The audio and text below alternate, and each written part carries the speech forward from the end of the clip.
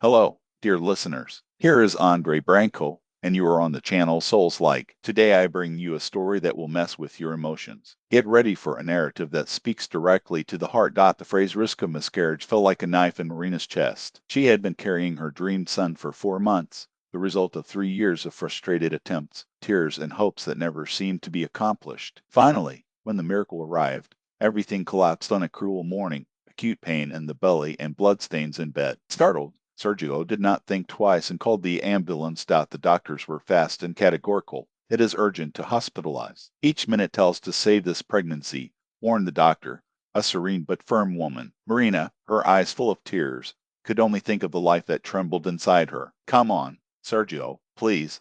We have no time to waste, he said, followed by her husband's hand. I don't want to lose our baby. But what she saw on his face was no support, but strange discomfort. He moved from side to side, looking at the clock as if time went against him. Wait, today is my mother's birthday. 60 years, Marina. You have promised to help with the preparations, he stammered, as if the words weighing on their tongue. She didn't believe what she heard. How could he compare a party with his own son's life? Sergio, are you kidding? I'm losing blood. Our baby may not resist, he shouted. The voice broke in between pain and unbelief. It was then that Nellie, the mother-in-law, entered the room like a hurricane. From the beginning, the two never understood themselves. A dominant woman of a difficult character who always looked at Marina from top to bottom, as if she were never good enough for her son. The news of pregnancy, received with a forced smile, as if it were a nuisance in his plans. What is happening here? He asked with authority, throwing a discharge to doctors. Your daughter-in-law is at risk of losing the baby. It needs immediate hospitalization, explained the doctor. Bluntly.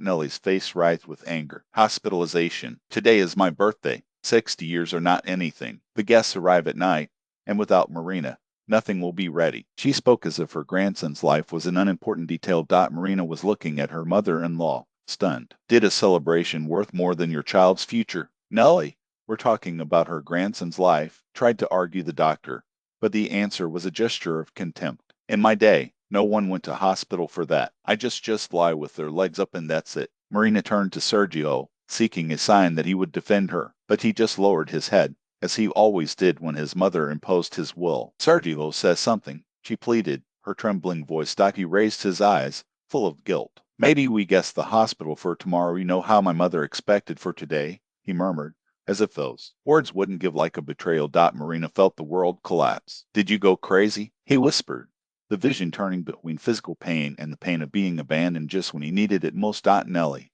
realizing her son's hesitation, took the opportunity to attack. Look what she's doing. He wants to humiliate me in front of everyone. Leave my birthday ruined. The guests will arrive, and the table empty. She spoke as if Marina was an enemy, not the woman who carried her blood. Sergio, divided between his mother and wife, eventually gave in. As always, Marina, what if we sign the refusal of hospitalization just for today? Early tomorrow we go, he proposed, as if it were a solution. The doctors exchanged unbelieving glances. We do not recommend postponing. The consequences may be serious, warned the doctor. Serious. But the decision was from Marina. She remained lying down, her hands pressing her belly. Not only body pain, but a deep wound in the soul. 3 years of humiliations, 3 years in which her husband never defended her. And now, when her son's life was at stake, they betrayed her once more. Something inside her left forever. Okay, he said finally, with a calm that scared herself. I'll sign. The doctor looked worriedly. He is sure. Marina just nodded, dry eyes, a strange determination in her eyes. Sign the papers. The professionals left, leaving behind warnings and a heavy silence. Nellie smiled triumphantly. That's it. Now get up. We still have the salty to finish. The guests arrive at 6. Of course, Nellie, said Marina, with a submission that surprised her mother-in-law. Your birthday has to be perfect. Without noticing the icy shine in the daughter-in-law, Nellie went to the kitchen, muttering about the dramatization of today's youth. Sergio approached Marina, trying a clumsy hug. You understand, aren't you? For my mother, today is a special day, he said. Tomorrow early we go to the hospital. Marina turned slowly to face him. Don't worry, Sergio, I understand. And today, surely, it will be a day no one here will forget. There was something in his tone that made him restless, but before he could ask, Nellie called him to help tidy up the room. Alone, Marina felt the pain in her belly increased, mixed with a cold fury. He dressed carefully, chose a black, elegant dress that hid his pallor. He arranged his hair, made up to hide the marks of tears. In the mirror, he saw a beautiful woman, but with empty eyes. At 6 and the first guests began to arrive. Relatives, friends, colleagues, about 30 people filled the house with laughter and gifts. Marina moved between them like a shadow, serving drinks, receiving coats, smiling with a smile that didn't come to the eyes. When everyone gathered around the full table, Nellie, radiant in the center of attention, raised her cup. The gifts began. The gifts were opened, and the mother-in-law was thrown from triumph to Marina, as if to say, I won. After the third toast, Marina got up. A sudden silence took over the environment. There was something in his posture that made everyone shut up. I would also like to say a few words, he announced. The clear voice as crystal. Nellie frowned. She didn't expect it. Nellie did not plan to voice her daughter-in-law that night, but before the guests, contradicting her would be an unforgivable embarrassment. Today is a special day, Marina began, traveling with her face with the table. A day we will all remember for a long time. With a slow gesture, he raised his glass of mineral water, as if every word weighing before pronounced it. This morning I woke up with a hemorrhage. Ambulance doctors insisted on immediate hospitalization. A calculated pause. But our dear Nellie Borisovna decided that her birthday was more important than her grandson's life. The air seemed to be sucked from the room. A collective sigh, between horror and unbelief, traveled the guests. Nellie's face squirmed in a mask of fury and shame. Your inventions will embarrass me before the family, he shouted. But Marina already anticipated her words, citing them with surgical accuracy. At night the guests will come to my birthday, and the table will be empty, he repeated, imitating his mother-in-law's authoritarian tone. That's what she told me when the paramedics tried to take me. While my son was fighting to survive inside me. The eyes of the gifts jumped between Marina and Nellie, as if they were watching an accident from which they could not look away. Sergey paled and rose from a jump. Marina, stop, he pleaded, but she ignored him, continuing with a calm that froze the blood.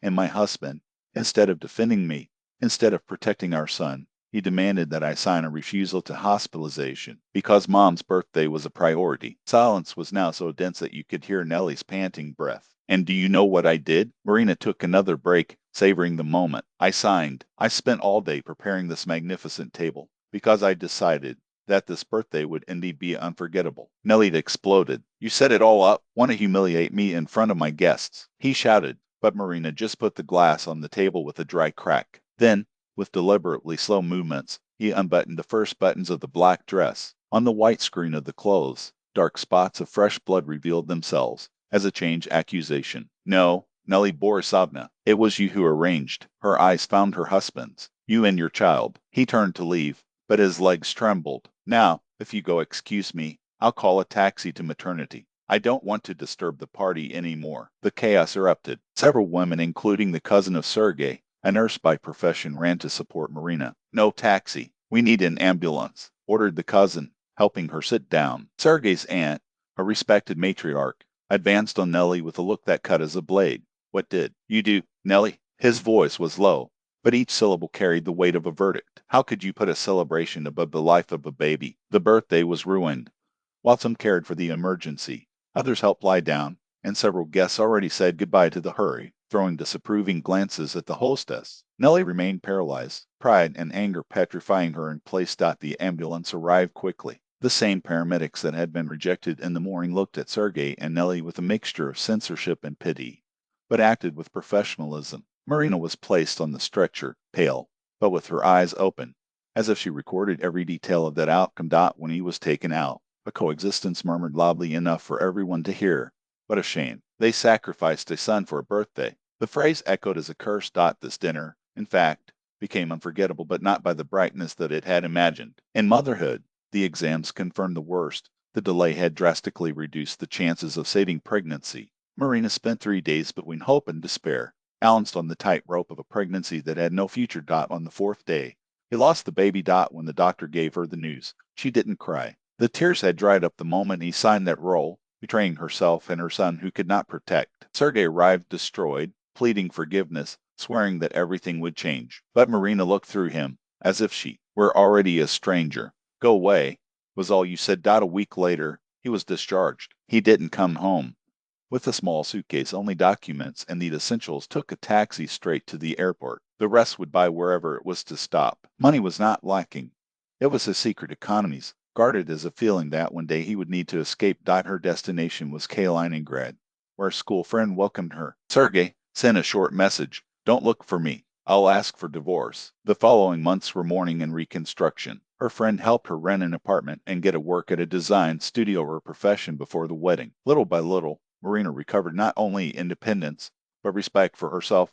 Sergei tried everything to regain her. He called, wrote, even traveled to Kaliningrad. He promised to have cut ties with his mother, swore regret, but some wounds do not heal. The betrayal of that day was one of them. The divorce was fast, with no disputes. Marina wanted nothing of him, just the freedom to start over. Meanwhile, Sergei's family, Ruya, Historia do abortion on birthday spread like fire in dry straw. Even those who once admired Nelly's strong character condemned her now. His prestige collapsed. Several relatives broke relationships. Sergei, for the first time in his life, rebelled against his mother and moved. But it was late. He had lost his wife, his son, and, worse, respect for himself. Depression consumed it. He lost his job, changed town, trying to reinvent himself just like Marina. Nelly was alone. His birthday, which should be his triumph, became the milestone of his fall. Sometimes he tried to justify himself, claiming that Marina had exaggerated, that there was no real risk. No one believed. His obsession with placing himself above all was too evident. 5 years later, Marina had rebuilt her life. He had become a successful designer in Kaliningrad, owners of his own studio. He met another man, quiet, safe, who respected his limits. They got married 2 years later, and when he became pregnant again, everything went well. This time, with strict medical follow-up and the unconditional love of her husband, she gave birth to a healthy boy. When holding his son in his arms for the first time, he felt something close inside her. It was not oblivion, but a possible peace. Nelly learned of birth through acquaintances. He sent a congratulations card and a request for reconciliation. Marina did not answer. Some scars never disappear. We just learned to live with them. Sergei also learned. He had married again, but had no children. Seeing Marina's photo with the baby on social networks, she was still for hours. It could have been my son. He thought it should have been. That damn birthday had changed everything. It was the mark of a point without return. A limit without return. A fracture that divided the existence of each one into before and after. And on silent nights, when loneliness squeezed the chest, all of them, one in their way, turned to that day. They rolled the choices as those who examine a wound that never heal, questioning the price paid for each decision, because it was a single moment, an unexpected outcome, so that fate would twist in another direction. Irreversible. Marina, between one bottle and another, sometimes stopped and looked out the window, as if the past could be there outside, waiting for a chance to be rewritten. Sergei, when closing his eyes, still heard the echo of that song, her laughter mixing with the noise of the broken glasses. And Dilly kept the card not answered in a drawer, between old accounts and faded photos, proves that, no matter how much, some bridges cannot be rebuilt. Only the ashes of what it was, and the bitter certainty that, in a blink of an eye, everything can fall apart. And they knew no excuse, no late repentance would return what was lost that night. The relentless life had followed ahead, but the shadow of that birthday, this one would pursue them forever.